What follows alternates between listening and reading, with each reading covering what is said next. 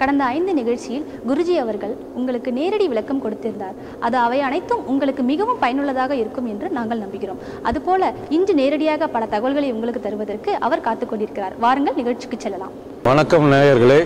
இப்போது நமது சேனலில் பார்த்து வாஸ்து ஒரு வீட்டில் எப்படி வேலை செய்கிறது என்பதை இப்போது புதிய அனுபவத்தில் இப்போது பார்க்கலாம். ஒரு தடைப்பட்ட வீட்டில் இங்கு வாஸ்து குறைபாடுகள் எப்படி உள்ளது, அதை எப்படி தீர்ப்பது என்பதை இப்பொழுது நேரடியாக உங்களை அழைத்து சென்று காண்பிக்கிறோம். வாருங்கள்.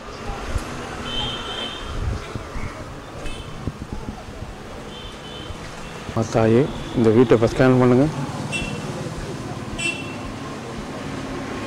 இந்த வீட்டில் பூமி குறைபாடுகள் கீழே ஏதாவது உள்ளதா? இங்கே பூமி தோஷங்கள் உள்ளதா? இந்த மண்ணில் பூமி தோஷங்கள் உள்ளது. பூமி தோஷங்கள் என்பது நாம் இப்போது இந்த பூமியின் ஆயுளை ஒரு 50 வருடங்களுக்கு முன்னர் தான் அறிந்திருக்க முடியும். ஆனால் 50 வருடங்களுக்கு முன்னது இந்த பூமி எப்படி இருந்தது என்பதை யார் சொல்லி நம்மளால் இப்போது இருக்க சூழ்நிலையில் அறிந்து கொள்ள முடியாது. இந்த பூமியானது ஒரு காலத்தில் ஒரு பாம்பு புற்றாகவோ இல்லது இங்கே ஏதாவது தீய செயல்கள் நடைபெற்றதாகவோ இல்லது ஏதாவது ஒரு கொலை நடந்திருக்கலாம், இல்லை ஒரு தற்கொலை நடந்திருக்கலாம், ஏதாவது ஒரு தீய சக்திகள் இருக்கலாம். அந்த தீய சக்திகள் பாதிப்பு பூமியின் கீழ் இருந்து இந்தமாரி வீடை பாதியில் தடை செய்யும் இது உள்ளது.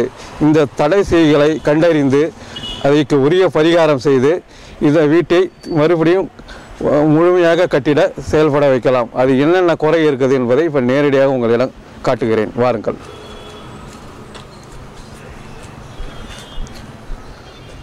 அம்மா சாயை, இந்த பூமியை நல்லா ஸ்கேன் பண்ணுங்க, பார்வையிடுங்க, உங்கள் சக்தியால் பாருங்க. இந்த பூமி கீழே தீய சக்தி உள்ளதா? ஏதேனும் பாம்பு புற்று சாபம் நாகதோஷம் உள்ளதா? இங்கே முன்னொரு காலத்தில் பாம்பு புற்றுகள் இருந்ததா? அவை இந்த குடும்பத்தாரால் அழிக்கப்பட்டதா? முன்னாடி இருந்தவங்க அந்த தோஷத்தை உருவாக்கி வச்சாங்களா? அதை நீக்கிறதுக்கு பரிகாரம் உண்டா? இங்கே அது மட்டும்தான் தீய சக்தியாக உள்ளதா? வேறு பல தீய சக்திகள் உள்ளதா பூமியின் கீழே? வேற என்னங்க? வேற ஏதோ எலும்புகள் உள்ளதா? எலும்புகள் உள்ளதா? இறந்தவர்களின் எலும்புகள் உள்ளதா? அதற்கும் சக்தி, அதை எடுக்கும் சக்தி நம்மிடம் உள்ளதா? இதற்கு பரிகாரம் உள்ளதா? இந்த தீய சக்திகளை திருப்பி பூமிக்கு அனுப்பும் ஆற்றல் நம்மிடம் உள்ளதா? இதற்கு உரிய பரிகாரம் செய்தால் இந்த மனையில் கட்டப்படும் கட்டிடம் ஏற்பட்ட தடை நீங்கி விரைவில் முழு அளவில் பூர்த்தி அடையுமா? இதற்கு உரிய பரிகாரம் என்ன? பூமி தேவி தாயார் வாஸ்து இயந்திரம் பூஜை செய்து பூமியில் புதைத்து வழிபட்டால் நிரந்தர தீர்வு காணலாமா? இது அனைத்து இந்த பூமியின் கீழ் உள்ள அனைத்து தோஷங்களை நீக்குமா? இந்த மனையின் உரிமையாளருக்கு ஏற்பட்ட தீய விளைவுகளை சரி செய்யுமா? ஓகே. இந்த மனையை முழுவதுமாக இறையருள் சக்தி பூமி சக்தி தாயார் அவர்களின் இறையருளால் பூமியின் கீழ் உள்ள நெகட்டிவ் சக்திகள் என்னென்ன தீய சக்திகள் இருக்குது என்பதை இந்த கருவி மூலம் நாம் கண்டறிந்தோம். இங்கு ஒரு இறந்தவரின் சடலத்தில் உள்ள எலும்பு கூடுகள் உள்ளதாக தெரிவிக்கிறது. அது தவிர முற்காலத்தில் இங்கு பாம்பு புற்றுகள் இருந்ததாகவும் அந்த பாம்பு புற்றுகள் இங்கு இருந்தவர்கள் முன்னோர்களின் அழித்ததால் அதோட தோஷமும் இருப்பதனாலும் இந்த 2 சக்தியினால் இந்த வீடு இப்போது தடைப்பட்டு நிற்கின்றது. இதனை சரி செய்திட பூமி தாய் அருள் பெற்ற வாஸ்து இயந்திரம் பூமி தேவி இயந்திரத்தை நிர்மாணம் செய்து அதை பொருத்தி ஒரு பூஜை செய்தால் இந்த தடைப்பட்ட கட்டிடம் விரைவில் முழு கட்டிடமாக மாறி இங்கு வாழ்பவர்களை நல்ல சக்தி பெற்று வளம் பெற்று வாழிட வழிவகுக்கும். இதுதான் இந்த தடைப்பட்ட பில்டிங்கோட முழு இது எந்த இடத்துல இருக்குது என்பதை இப்போது பார்ப்போம். அம்மா தாயே, அந்த சக்தி எங்கே இருக்குது காட்டுங்க.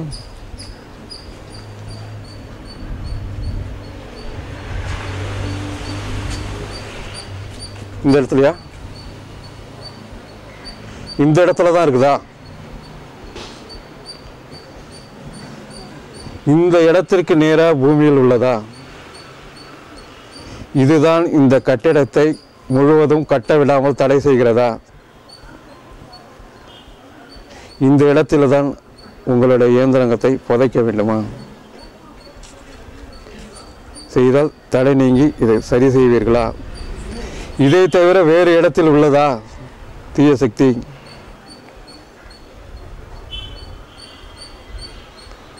அது எங்க உள்ளது காட்டுங்க.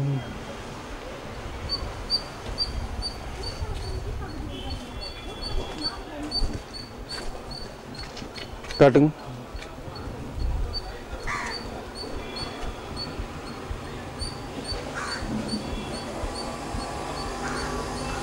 இந்த இடத்தில் தான் எலும்பு துண்டு இருக்கிறதா?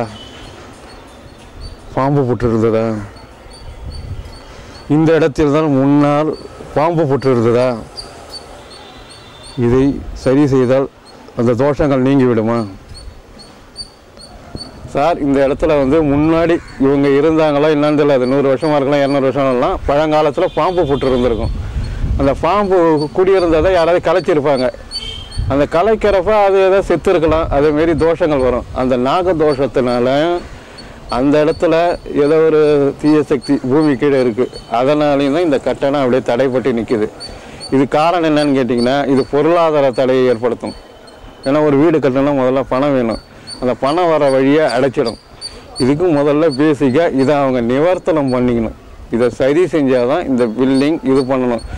இதனால் அவருக்கு பர்சனலாக கூட நிறையா ப்ராப்ளம் வரலாம். அந்த ப்ராப்ளத்தையும் இதனால தான் அவர் ஃபேஸ் பண்ண ஒரு சூழ்நிலையும் இருக்கும். இதை எல்லாத்தையும் பண்ணி இதுக்கான சில பரிகாரங்களை அவர் பண்ணார்னா அவர் இந்த பில்டிங்கை எழுப்பலாம். அவரோட வாழ்க்கையும் நல்லா வெற்றிகரமாக அமைத்து கொள்ளலாம். இதை வந்து இந்த பூமி தேவி தாயார் இறையருள் சக்தி மூலமாக இதை நாங்கள் பரிபூர்ணமாக இப்போ கண்டுபிடிச்சிருக்கோம். இதேமாரி பார்க்கும் நீங்கள் உங்களோட வீடு புதிதாக வீடு கட்ட போகிறீங்களா, அந்த இடத்த எங்களை கூட்டு போய் அழைத்து பரிசோதனை பண்ணிக்கிங்க. பரிசோதனை பண்ணிக்கிட்டு அதில் உங்களால் வெற்றிகரமாக உங்கள் கிரகத்தின் சக்திக்கு ஏற்ப வீடு கட்ட முடியுமா?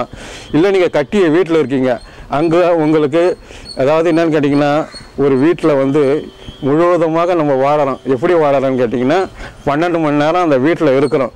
வாழ்நாள் பார்த்திங்கன்னா ஒரு 100 வயசு வரைக்கும் வாழறோம். உதாரணத்துக்கு வாழறீங்கன்னு வச்சிங்கன்னா 50 வருஷம் அந்த வீட்டில் நம்ம இருக்கிறோம். அப்படி இருக்கிற அந்த வீட்டில் நம்ம முழுமையான சக்தியோடு இருந்தால் தான் நம்மளால் மன நிம்மதியாகவும் நம்மளை சார்ந்தவனும் மன நிம்மதியாகவும் இருக்க முடியும். அப்படி இல்லைன்னும் போது அது பல்வேறு தொல்லைகள், அதாவது என்னன்னு கேட்டிங்கன்னா, ஒரு வாலிப வயதில் இருக்கும்போது திருமண தடைகளும், குழந்தை பருவத்தில் இருக்கும்போது ஏதோ நோய்களும், அப்புறம் கல்யாண வயதில் இருக்க பெண்களுக்கு திருமண தடையும், படுக்கை அறையில் ஏதாவது ஒரு இது பிரச்சனைகள் இருந்ததுன்னா அந்த படுக்கை அறையில் படுக்கும்போது பார்த்திங்கன்னா தீராத வியாதிகள், அதாவது டாக்டர்கிட்டலாம் போய் காட்டிருப்பாங்க, எந்த வியாதியும் இல்லைன்னு சொல்லுவாங்க. ஆனால் அதை வந்து பார்த்திங்கன்னா அந்த இடத்துல இருக்க தீய சக்திகள் மூலமாக பாதிப்பு ஏற்படுத்தி அது என்னன்றதே தெரியாது. அவங்களுக்கு தூக்கமும் வராது, நடுராத்தில் ஏஞ்சி வளருவாங்க, அவங்களுக்கு என்னன்னே தெரியாது. அவங்கள போய் டாக்டர்கிட்டலாம் போய் எல்லாமே டெஸ்ட் பண்ணிருப்பாங்க. Blood test, urine test, scan test, அந்த டெஸ்ட்டு இந்த டெஸ்ட்டுன்னு எதுவுமே இல்லைன்னு டாக்டர் சொல்லிவிடுவார். ஆனால் பார்த்திங்கன்னா அவங்களுக்கு திருப்பி அந்த பிரச்சனை வரும். இதுக்கு மூல காரணம் ஒரு வீட்டில், அதாவது என்னன்னு கேட்டிங்கன்னா, பூமி தாய் கீழே உள்ள அந்த தோஷங்களோட விளைவுகளால் அவங்களுக்கு, அதாவது என்னன்னு கேட்டிங்கன்னா, இது சயின்ஸ்லையும் சொல்லலாம், அதாவது எர்த் எனர்ஜி, இது ஒரு வகையான கரண்ட்டு தான். அந்த கரண்ட்டுனால அவங்க உடல் மீது ஏற்படக்கூடிய ஆன்டி ரேடியேஷனால் அவங்களுக்கு அறியாமல் சில பிரச்சனைகள் வந்துக்கிட்டே இருக்கும். அதை வந்து முதல்ல பேசிக்காக அந்த பூமியில் என்ன இருக்குதுன்னு கண்டுபிடிச்சி அதை சரி செய்வதன் மூலம் மட்டுமே அவங்களும் நிம்மதியான வாழ்க்கையை தேடிக்கொள்ள முடியும். இதேமாரி தொடர்ந்து உங்களுக்கு வாரம் உங்களுக்கு இதேமாரி பல்வேறு பயனுள்ள நிகழ்ச்சிகளை நேரடியாக செயல்முறை விளக்கத்துடன் உங்களுக்கு காட்டுகிறோம். நீங்கள் பார்த்து மகிழுங்கள். உங்களோட வீடுகளுக்கு இதேமாரி பார்க்கணுன்னா எங்களோட ஃபோன் நம்பர் இருக்குது, அதை பார்த்து தொடர்பு கொள்ளுங்கள். நேரடியாக வந்து உங்களை நான் சந்திக்கிறோம். நன்றி. அன்பான நேயர்களே, இந்த வீடு தடைப்பட்ட வீடு, பாதியில் நிற்கும் இந்த வீடு முதல்ல ஒரு நுட்பத்தை தெரிஞ்சுக்கணும். இவர் தான் அந்த வீட்டோட ஓனர். உங்கள் பேர் என்ன சார்? பாஸ்கர். இந்த பாஸ்கருக்கு உரிய ஆதிக்கம் உள்ள கிரகம் எது என்பதை இப்போது தெரிஞ்சுக்குவோம். பாஸ்கர் அவர்களை ஸ்கேன் பண்ணுங்க. பாஸ்கருக்கு அதிக சக்தி தரும் கிரகம் சூரியனா? சந்திரனா, செவ்வாயா, புதனா, குருவா,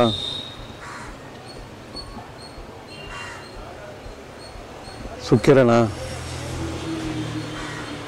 சனியா, ராகுவா, கேதுவா,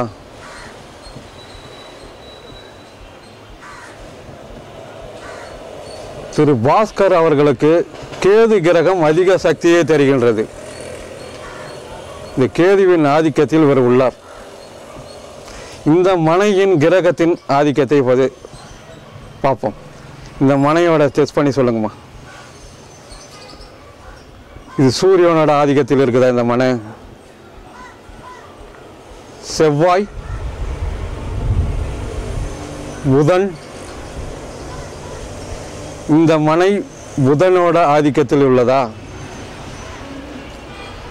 ஸோ புதனுக்கு எதிரி கேதுவா? இதுவும் இந்த கட்டிடம் தடை பண்ணி நிற்கிறதுக்கு ஒரு காரணமா? இதற்கு பரிகாரம் உள்ளதா?